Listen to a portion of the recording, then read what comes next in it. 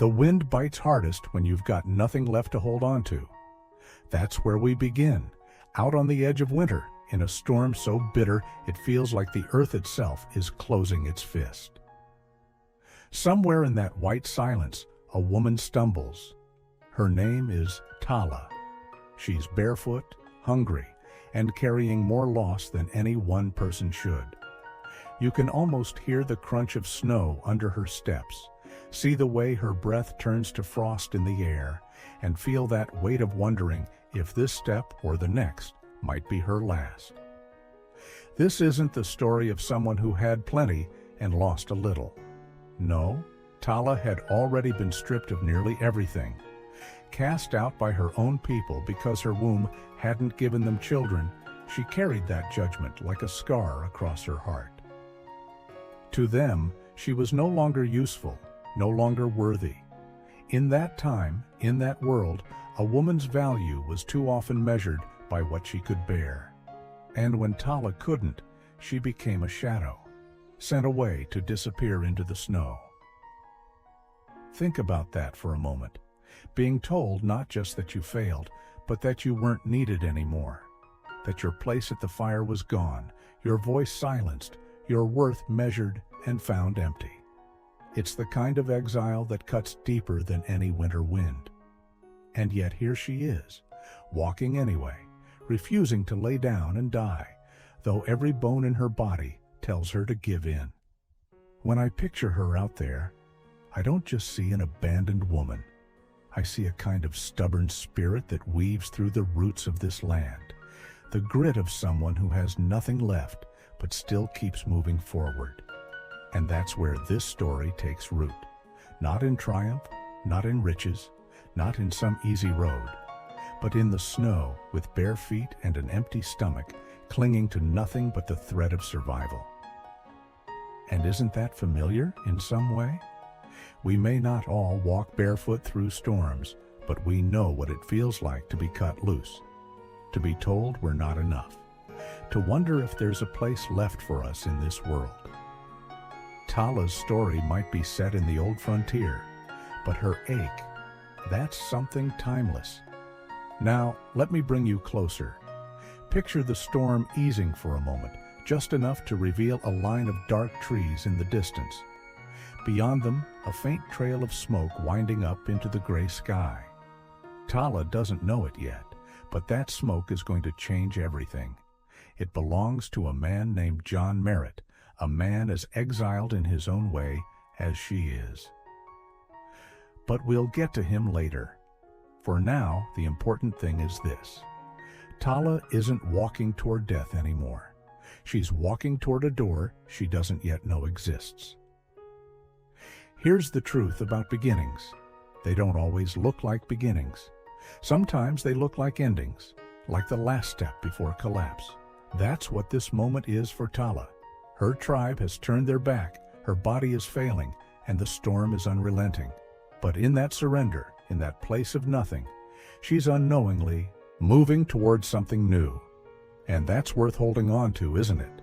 The idea that even in our lowest moments, we might be closer to a beginning than we realize.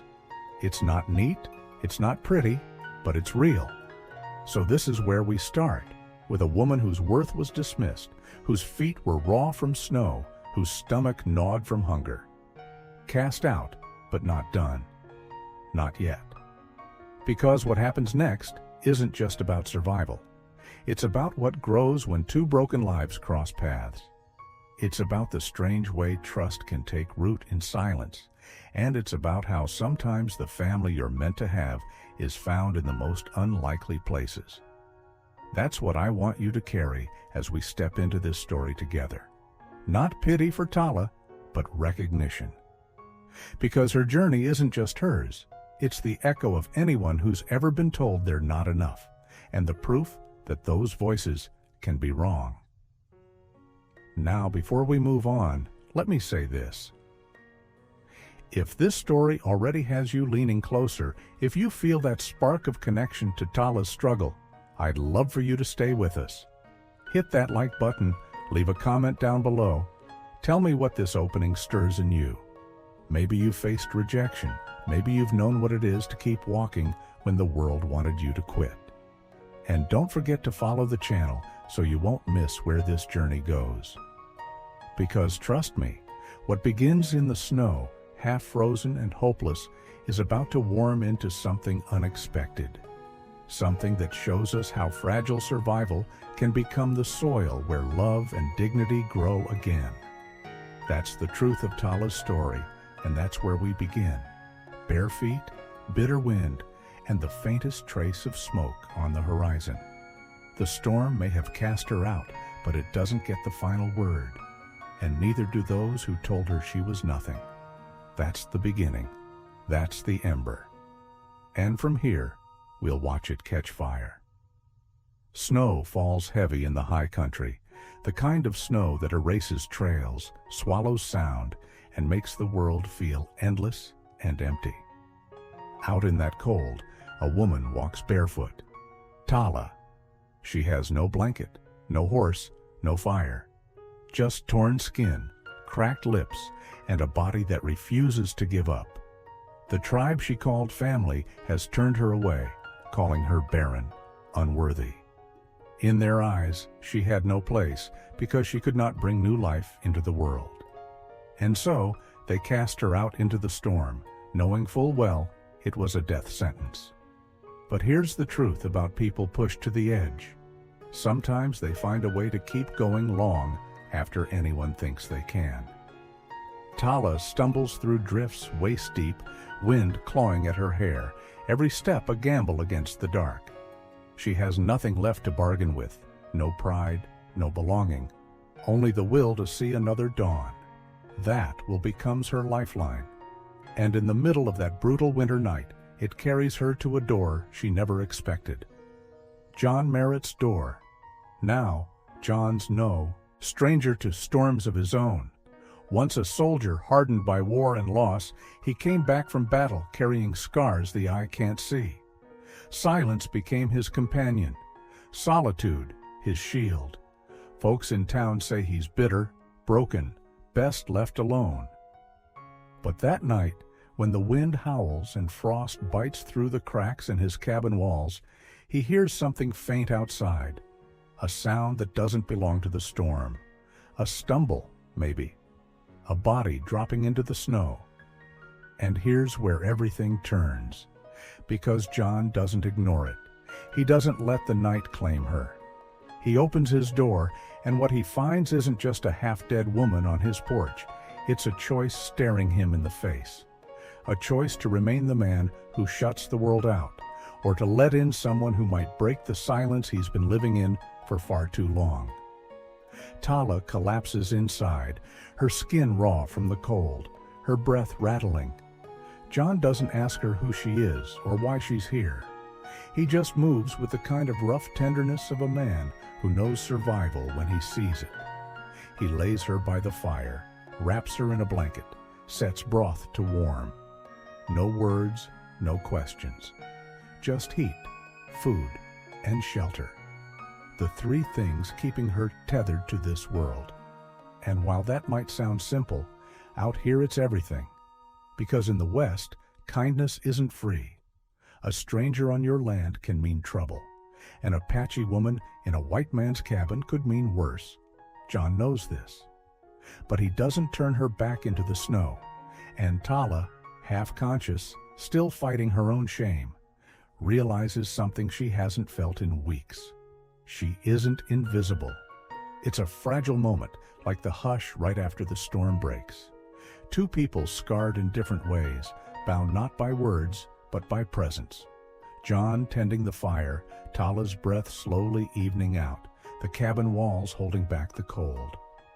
Now, let's pause here, because this is the kind of story we too often pass by. A war-worn man, a woman cast out because she couldn't meet someone else's measure of worth. Two lives meant to wither, colliding instead in a flicker of warmth. It's not about romance, not yet. It's about survival. About a door that opened instead of stayed shut. And sometimes that's all it takes to begin again. And maybe that's the lesson this moment carries, that dignity isn't something handed down by a tribe or a uniform, it's something we rediscover in each other. Tala isn't worthless no matter what they said. John isn't finished no matter how heavy the ghosts he carries. They both still have something left to give. And on that frozen night, in that quiet cabin, they begin to prove it. It's not flashy. No grand declarations. Just firelight, the smell of broth, and the sound of snow piling up outside while life refuses to quit inside. That's where this story truly starts. And here's where I leave you with a question. How many of us in our own storms ever wish someone would open the door instead of letting us freeze out there alone? That's the heart of this tale. It's not just about Tala finding John or John saving Tala. It's about what happens when survival meets mercy and two broken lives realize they might not be as broken as they thought. If that pulled at you, if you felt that moment in your chest the way I did, then don't let this story fade when the screen goes dark. Hit like, drop a comment about what survival and mercy mean to you, and follow the channel so you don't miss the next chapter. Because trust me, this fire's just getting started. The snow doesn't fall soft that winter night. It claws at the land, biting against skin and bone, driving even the strongest to the safety of walls and fire. Out there, in the bitter white silence, walks Tala. She has no walls, no fire, not anymore. She's barefoot, starving, half a ghost already, and every step feels like a question. Will she see another dawn, or will the storm claim her before morning? She once had a place among her people. She once had family, a circle around the fire, laughter that reached her ears. But when her body did not bear children, when seasons passed and her arms stayed empty, the judgment fell swift and cold. Cast out. Not because she had done wrong, but because she could not give them what they wanted most. In the old ways of her people, children meant future, meant survival. And a woman who could not give that, they said she carried no worth. So now she walks, stripped of belonging, stripped of shelter, stripped of the identity she'd lived her whole life inside. That kind of loss isn't just about being cold or hungry. It's about carrying silence so heavy it almost crushes you from the inside out. She doesn't know where she's going. Her only direction is away, from the voices that told her she had no place, no use, no reason to remain. The land around her is cruel this night. Wind drives like knives into her skin. Her feet, raw against the snow, leave blood behind her in thin streaks that vanish as the storm covers them. Her chest heaves, breath burning with the kind of exhaustion that makes you forget what it ever felt like to rest. And yet, somehow, she keeps moving. Because the alternative is lying down, letting the cold seep in until she never rises again. There's a strange kind of strength in that. Not the kind people cheer for, not the kind that makes for a legend. It's the kind you only see in the eyes of someone who has nothing left but the will to try one more step. Tala carries that kind of strength. Even as her body breaks, her spirit refuses to stop. Out on the frontier, survival has always been harsh, but winter is the cruelest judge of all. The land is unforgiving, and men and women who lose their place often vanish without a trace. But this story doesn't vanish, because Tala doesn't. Through the snow, dim against the night, she sees it, a flicker, a light. Not the fire of her people, not the camp she left behind, but a cabin's glow against the storm. For the first time in days, maybe weeks, her chest lifts with something like hope. The kind of hope that's fragile, dangerous even, because it can break you if it's false. She stumbles toward it. The storm pulls at her, tries to bury her, but the thought of warmth, of even a roof to collapse beneath, drives her forward. She doesn't know who waits inside. It could be a man who turns her away. It could be worse. But she doesn't care anymore. Survival has stripped her choices down to one: knock or die in the snow. This is where Tala's story shifts. Where a woman cast out, a woman the world had already judged unworthy, finds herself at the edge of something she never expected. And as viewers, as listeners, we recognize something in her. Because haven't we all at some point felt cast out? Maybe not barefoot in a snowstorm, but shut out by people we thought would stand with us. Pushed aside by voices that told us we weren't enough. Maybe we've carried that silence too, the kind that eats at you when you're alone. Tala's journey is brutal, but it's also familiar. It reminds us that the line between survival and surrender is often just one step, one choice, one faint light in the storm. Her story isn't about being flawless. It isn't about triumphing with grand speeches or perfect courage. It's about something quieter, more real. A woman who, even when stripped of everything, refuses to disappear. That's the kind of strength that matters most. And so, as she nears the cabin, as her hands shake and her breath tears at her chest, we lean in. Because what happens when someone on the edge of life meets someone else carrying their own ghosts? That's the story waiting for us next. Tala doesn't know it yet, but what waits on the other side of that door is more than shelter. It's the start of a bond, a fire that will not only warm her bones, but change the course of both lives inside. But for now, the storm still rages. She still walks, barely upright, still clinging to that fragile thread of hope. The snow swallows her footprints, but not her will. And that, right there, is why we keep watching. Snow still clings to the corners of Tala's memory like frost that refuses to melt.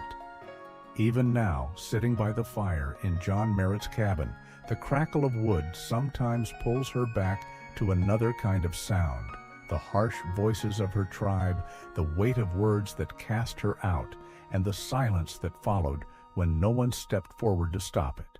She remembers the cold bite of wind on her bare feet, the ache in her belly from hunger, and the heavy truth that she had been deemed unworthy, discarded for something she could not give: children. That kind of rejection doesn't vanish overnight. It lingers in the bones, as if the body itself remembers the shame. But here, in this cabin, where no demands are spoken, she begins to feel a shift, a space where she isn't pushed away, where her presence doesn't feel like a burden waiting to be lifted. John doesn't ask questions. He doesn't look at her with pity or suspicion. He moves through his days like a man carrying ghosts on his back, but never does he place that weight on her. His silence is heavy, yes, but it's not sharp. Not like the silence she knew before, the kind that stung because it followed harsh words. This silence is different, more like the stillness of snow after a storm, when the world holds its breath and nothing demands your voice. For Tala, that stillness feels new, almost frightening at first, because she had grown used to being told what she lacked. Now, here in the shadows of the fire, she's faced with something else: the absence of judgment. And though she doesn't yet know how to accept it, she can feel it loosening the tight knot of fear in her chest. There are moments when the memory of exile rises like a sudden gust. She'll be sweeping the floor or chopping vegetables, and the thought flashes: what if he grows tired of her? What if, like before, she's told to leave once she's no longer needed? That fear is stitched deep, and it makes her careful. She doesn't eat more than she should. She doesn't sit too long when there's work to be done. She tries to carry her weight because she doesn't want to be seen as useless again. But then there are times when she catches John's eyes lingering, not with demand, not with expectation, but simply with acknowledgement, as if he sees her without weighing her worth. It's a small thing, But for a woman who's known only rejection, it feels enormous. At night, when the wind rattles the shutters and the cabin creaks under the cold, she lies awake with those memories pressing close. She thinks of the women who turned their faces away when she pleaded, of the men who called her barren, of the way her uncle spat in the dust and said she was no longer of use. The humiliation burns even in the dark. But then the warmth of the fire seeps into her bones, and she hears John moving quietly about the room, never intruding, never demanding she explain her past. That too is new. No one has ever allowed her to carry her own story without prying. The stillness here doesn't erase the exile, but it gives her space to breathe in a way she never has before. For John, the silence is his shield. For Tala, it becomes her shelter. And slowly, without either of them naming it, that silence begins to weave a fragile bond between them. She finds herself humming under her breath while kneading bread, something she hasn't done in years. And though she stops when she realizes, she catches the faintest twitch of a smile from John. That smile is enough to tell her she isn't just tolerated here. She's welcome. Not as a servant, not as a possession, but as someone who belongs simply because she exists in this space with him. The weight of exile never fully lifts. It's a scar she will always carry, but in this cabin, it doesn't crush her. It sits beside her, acknowledged, but no longer the whole of her story. She begins to see that maybe exile wasn't the end after all. Maybe it was the harsh road that led her to this strange stillness, to this man who asks nothing and gives what he can without fanfare. And that realization, fragile as it is, plants the first seed of something Tala hasn't felt in years: hope. Friends, when you listen to Tala's story, you may recognize a piece of yourself in her fear of being unwanted, or in the way she measures her worth against the cruel standards of others. Maybe you've known what it's like to be turned away, to be told you're not enough. And maybe you've found, or are still searching for, a space where silence feels like shelter instead of rejection. This story reminds us that exile doesn't define the end of a person's worth. It can sometimes lead us to a place where we finally breathe without fear. Snow doesn't just test the body, it tests the heart. By now, Tala had seen enough of both to know the difference.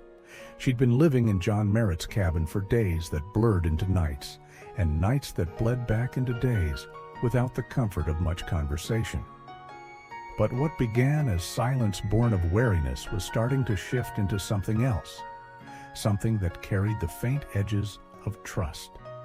Not spoken, not declared, just carried on the steam of a shared bowl of stew, or the way a blanket appeared at her side when the fire had burned low. In that quiet cabin, gestures were louder than words, and each one said, "You're not alone." It wasn't simple, of course. Trust never is. Tala had been stripped of it too many times to surrender so easily, yet she felt it creeping in, subtle and patient, the way spring thaw presses its fingers beneath a sheet of ice. The first sign came one evening when John set 2 bowls on the table instead of 1. He didn't say anything, didn't look her way, just slid the second bowl toward her. The stew was plain, meat, broth, and potatoes, but it warmed her ribs like it was meant for her. For a woman who had been told she had no worth, no place, no future, that bowl meant more than she could have explained. John noticed her hesitation. Of course he did. He saw everything, even if he never mentioned it. When she picked up the spoon, their eyes met for the briefest moment. He didn't smile, but there was something softer in the set of his shoulders, as if the act of sharing lifted a weight he hadn't realized he was carrying. In that silence, a strange understanding passed between them. They were 2 people who had lost almost everything, but maybe they didn't have to lose the last thing left: company. Another sign showed itself in the form of a repaired blanket. Tala had been using one from the corner of the cabin, its edges frayed and its seams torn, when she noticed one night that the holes had been stitched. The thread wasn't neat, but it held, and that was enough. She never asked if John had done it. She knew. Men like him didn't patch cloth unless they cared who'd be using it. She pulled that blanket tight around her shoulders and realized for the first time in months that warmth didn't have to come only from fire. And then there was the woodpile. Tala had grown up knowing the importance of firewood in winter. It meant survival, plain and simple. One morning she stepped outside and found the pile stacked higher, neater, with enough to last through the next stretch of bitter nights. She hadn't cut that wood. John hadn't said he'd cut it for her.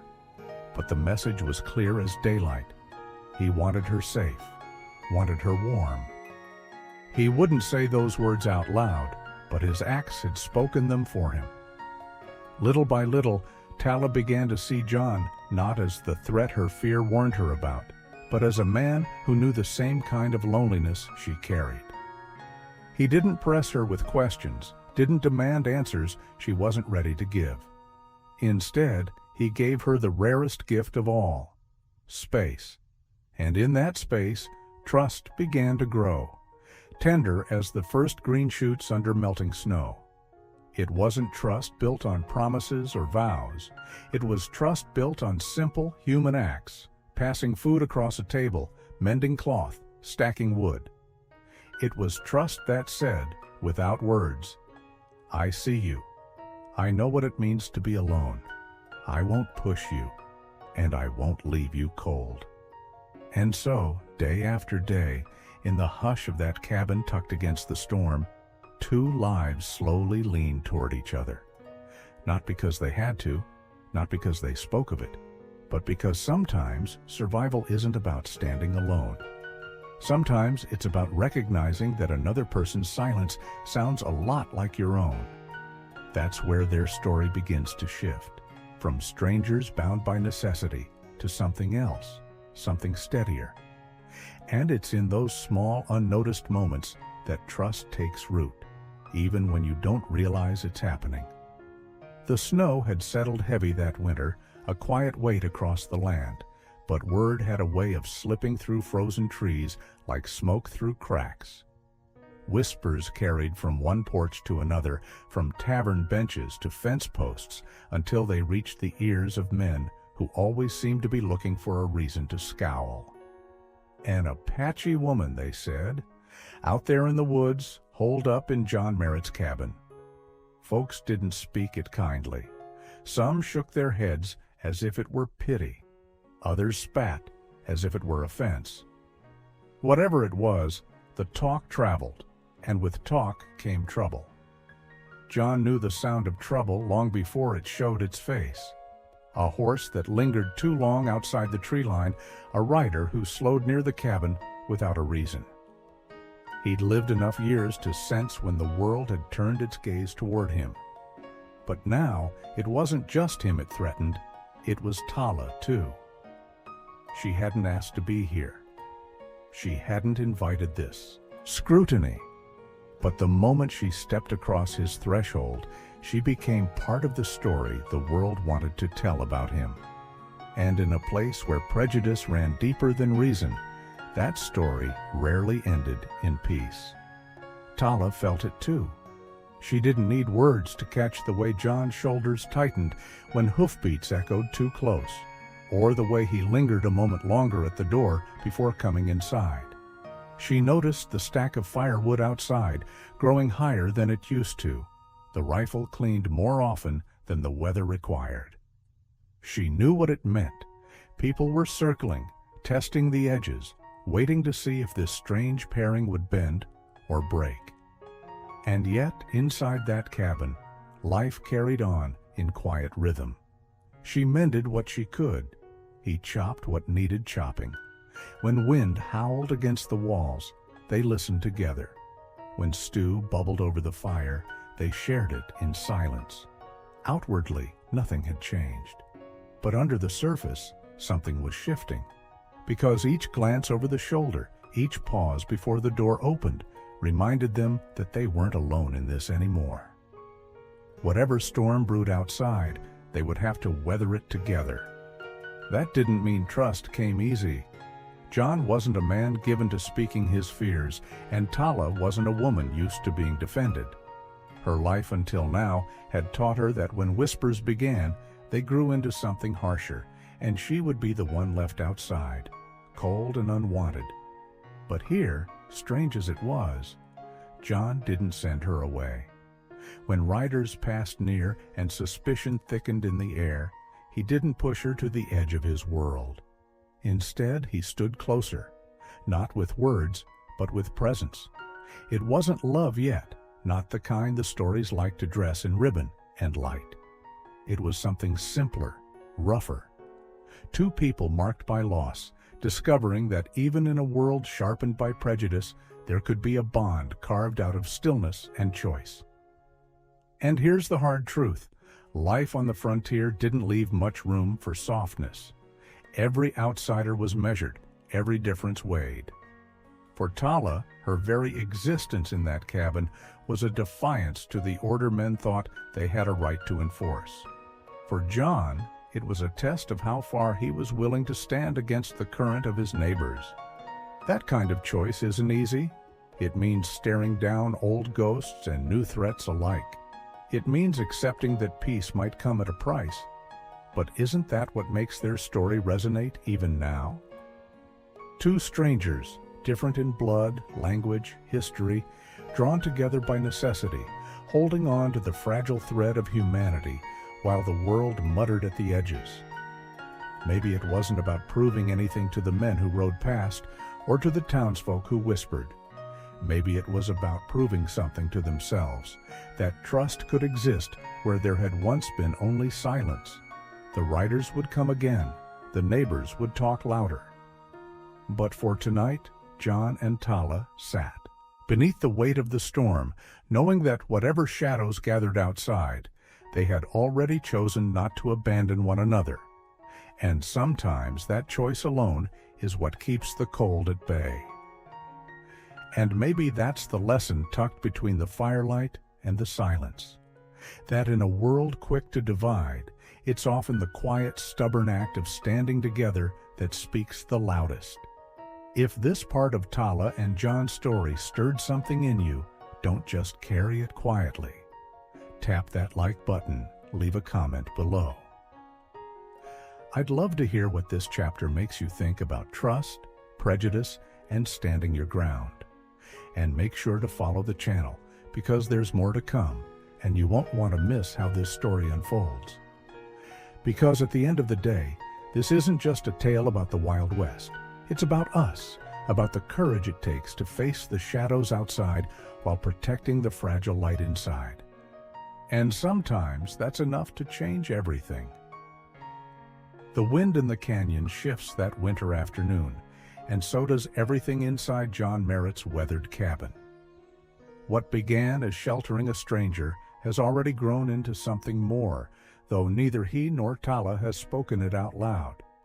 By now, the quiet rhythm between them has settled into its own fragile balance. Firewood stacked, water carried, stew shared in silence. Yet outside those four walls, the world is not so quiet. Whispers ride the wind, neighbors talk, riders linger too close, rumors grow heavy about an Apache woman living in a white man's home. Out here, suspicion is fuel, and prejudice spreads faster than prairie fire. For John, those murmurs echo battles he thought he'd left behind. He's known men who cannot see past the color of skin, men who measure worth only by tribe or flag. And though he has scars enough to remind him of war, he's tired of drawing lines in blood. Tala, on the other hand, has lived the weight of exile, cast out by her own people, and now she feels eyes on her again, sharp as blades. Every hoofbeat outside the cabin door sounds like judgment. Every shadow across the snow feels like a hand waiting to drag her away. But John doesn't move her out, doesn't ask her to hide. He lets her sit by the fire as she always does. He places her bowl at the table as if no storm of rumor howls beyond those walls. It is his quiet way of saying, "You belong here, no matter what they say." And slowly, Tala begins to believe it. When the riders finally arrive, they do not come asking. They come demanding. 6 men on horseback, their faces carved with the certainty of their own righteousness, their voices laced with the venom of fear. They call her names. They spit in the snow. They ask John how long he plans to let an Apache woman sleep under his roof. In that moment, silence becomes a weapon, and John holds it well. He doesn't argue, doesn't plead. He only stands on the porch, broad-shouldered and unflinching, his hand resting near the rifle by the door. His stillness speaks louder than their fury. And when he finally does speak, it's not to apologize or explain. It's to say the only thing that matters. She stays. For Tala, the words fall heavier than snow. No one has ever stood that way for her, not her people, not her family, not the tribe that cast her out for failing to give them children. To be chosen, to be defended, not because of what she can give, but simply because she exists. It roots something deep inside her, something she thought was dead. The men scowl, mutter, shift in their saddles. They do not leave with victory, only with the bitter taste of a man they cannot bend. And though John knows this won't be the last time, though Tala knows danger has only been delayed, both of them step back inside the cabin with a different kind of strength. A strength born not of bloodshed or vows, but of standing shoulder to shoulder when the world would rather see them apart. That night, the fire seems warmer, the stew richer, and for the first time since the snowstorm carried Tala to that doorstep, silence between them feels less like exile and more like belonging. Because sometimes the loudest stand you'll ever take is made not with guns or speeches, but with presence, with loyalty, with the courage to say, "You are not leaving, not while I draw breath." And so, as the wind rattles the shutters and the neighbors mutter their suspicions into the cold, 2 people who were once strangers begin to see themselves not only as survivors, but as something more, as allies, as partners, as the first fragile roots of a family neither thought they'd ever have. Viewers, if you felt this moment, if you too believe that quiet loyalty can stand taller than prejudice, go ahead and like this video. Leave your thoughts in the comments. Follow this channel for more stories where survival becomes belonging, where exile turns into home. Because out here on the frontier, it's not always the gunfights or the storms that shape us most. Sometimes it's the moment one person finally says, "You're not alone anymore." There are few things in this world quieter and somehow more powerful than the kind of bond that doesn't need to be spoken out loud. In John Merritt's cabin, tucked against the edge of the wilderness, that bond began to take shape, not in grand gestures or poetic declarations, but in the smallest of rhythms 2 people learned to share. For Tala, it was the first time laughter found its way back into her throat after years of being muted by grief and exile. For John, it was the first time silence didn't feel like a sentence, but like a space someone else was willing to share. The days stretched out like braided strands of rope, work, rest, firelight, and dawn, each moment tying them closer without either one needing to tug the knot tight.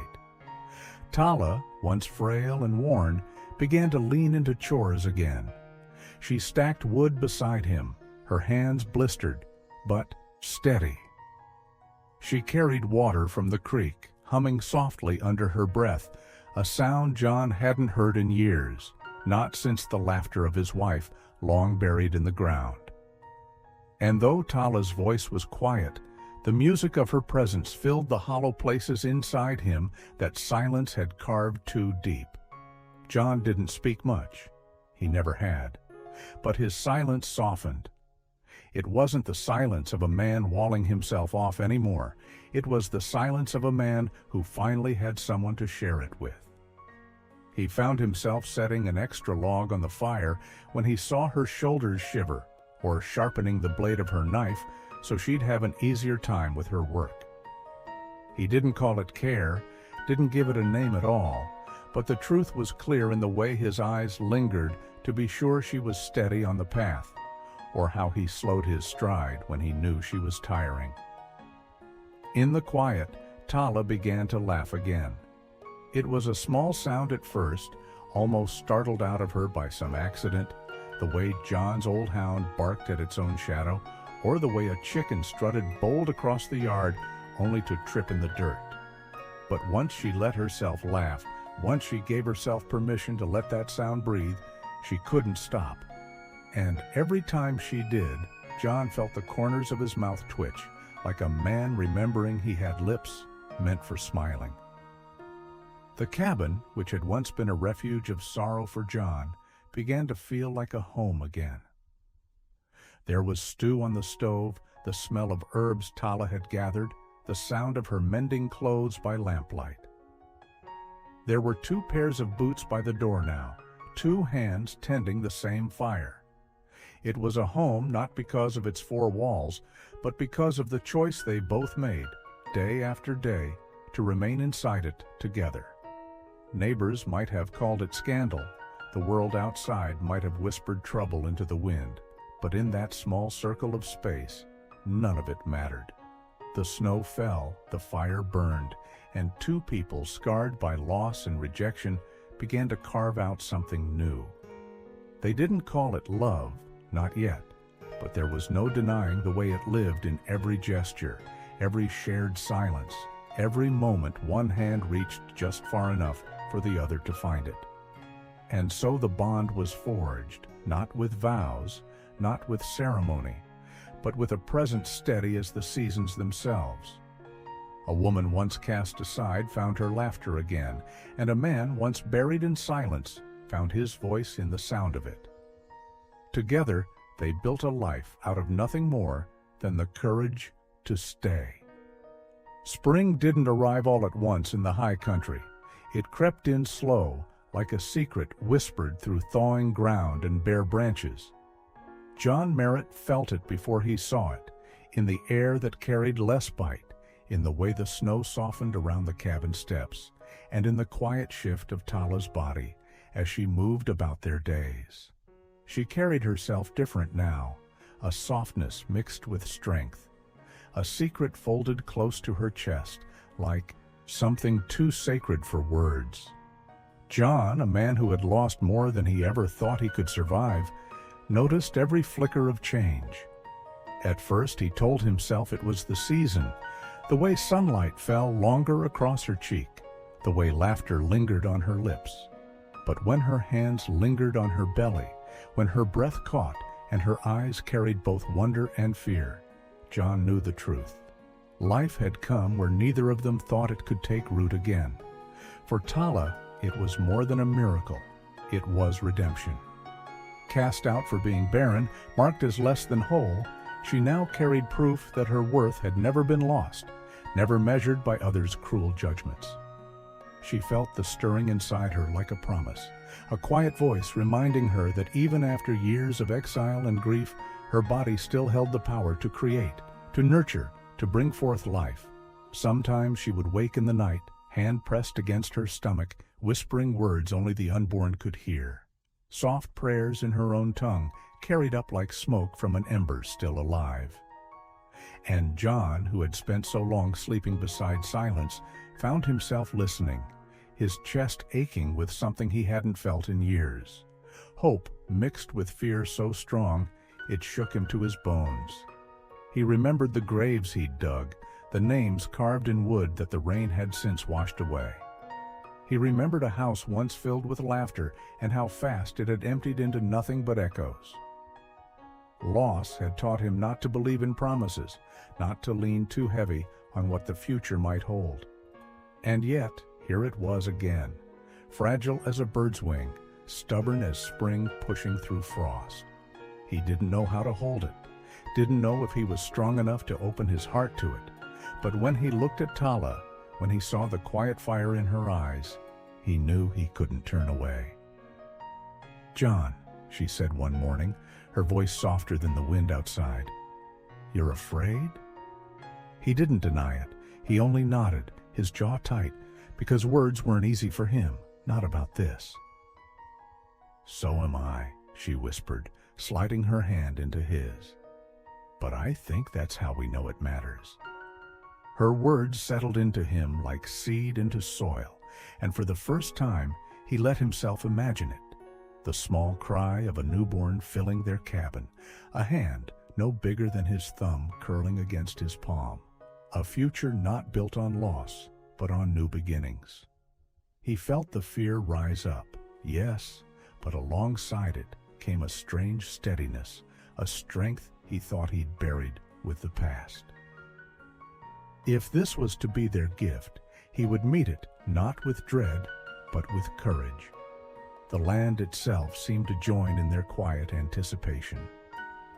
Snowmelt fed the creek until it sang louder than before. Shoots of green pushed stubbornly through the earth, promising food, color, life. Tala moved slower now, her steps careful, but her spirit lighter, as if each day carried her closer to something she'd never dared to hope for. John watched, her with a reverence he couldn't name. She wasn't just carrying a child, she was carrying proof that the world could still surprise them, that broken people could still be chosen for joy. At night by the fire, John sometimes let his hand rest over hers on her belly. He never spoke then, but the silence wasn't empty. It was full of everything he couldn't say. The gratitude, the fear, the love he hadn't yet admitted, but lived out in every board he mended, every meal he cooked, every look he gave her when she wasn't watching. The child inside her had already changed him, already taught him that hope doesn't erase grief. It grows alongside it, stubborn as a wildflower pushing up through stone. The nights grew warmer, the days longer, and with each passing sunrise, John and Tala wove themselves deeper into the mystery of what was coming. They didn't need to speak of it often. The knowledge lived in the way she smiled when she felt movement, in the way he built a new cradle from cedar without her asking. The cabin, once a place of shadows, now seemed to hum with quiet expectation, like even the walls knew they were about to hold something new. And so, against all odds, the man scarred by loss and the woman scarred by rejection stood together on the threshold of spring, steadying themselves to welcome a fragile gift. Neither of them could say what tomorrow would bring, but both knew this. The story they thought was ending had only just begun. And as the wind carried the smell of thawing earth, John found himself whispering words he hadn't spoken in years. Not to Tala, not even to himself, but to the small heartbeat growing stronger each day. "Welcome home," he said, so soft it was nearly a prayer. Spring arrived like a slow exhale over the hills, carrying with it the smell of thawed earth and budding grass. The snow that had once hemmed Tala and John into silence melted into rivulets that ran down the slopes, feeding streams swollen with new life. And there they stood, two people who once believed themselves broken, unwanted, unfit for anything beyond survival. Now, side by side outside the weathered cabin, they didn't look like exiles anymore. They looked like partners, not because of vows spoken under a preacher's hand or names written into a book, but because in the end they chose each other. And sometimes, choice is the strongest bond of all.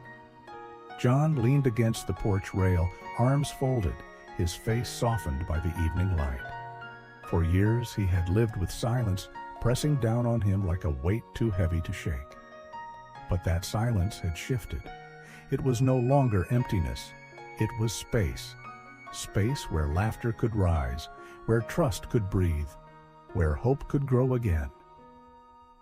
He glanced at Tala, her dark hair catching the gold of sunset, her hands resting on the curve of her belly. She didn't need to speak for him to feel the truth. What had been torn from them in the past wasn't the end of the story. Life had returned. Tala once believed her exile was a death sentence, that her worth had been measured, dismissed, and cast away like dust.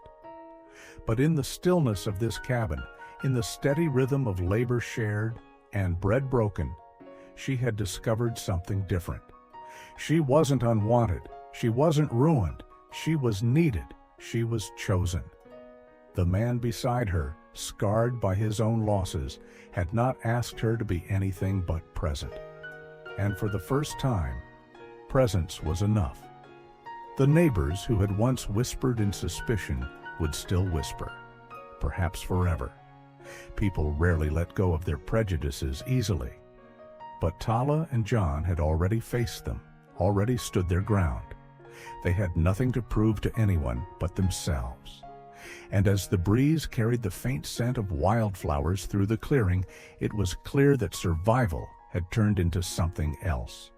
Not just shelter, not just endurance. Home. And isn't that the heart of it? Home is not a roof or four walls or a name carved into a deed. Home is the quiet glance exchanged in the dusk, the firewood stacked neatly for the cold, the laughter that rises unplanned when the work is done. It's the hand reaching across fear, saying, "I will not leave you, even when the world says you should." That's what they had built here, a life of choice, of trust, of quiet love that didn't need fanfare to be real.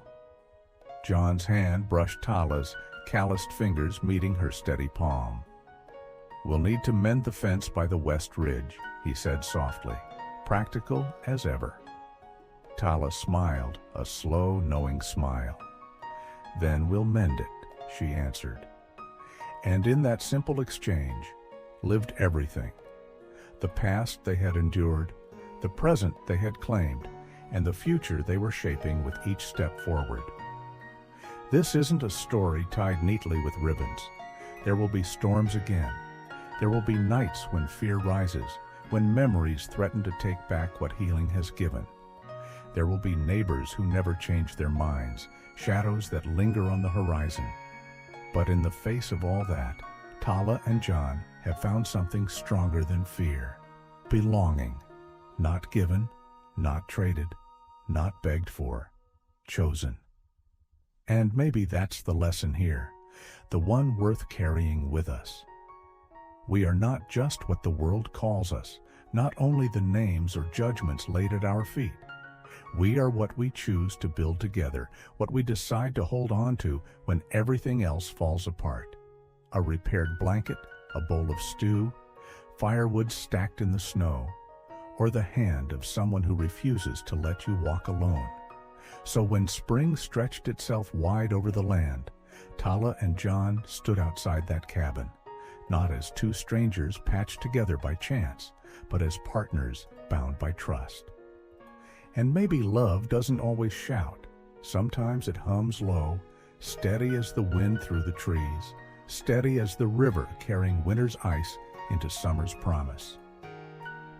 Thank you for walking this journey with them, for sitting quietly in their cabin, for feeling the weight of exile give way to the warmth of choice. If this story stirred something in you, if it reminded you of resilience or of the quiet ways love can change a life, I'd love for you to share it.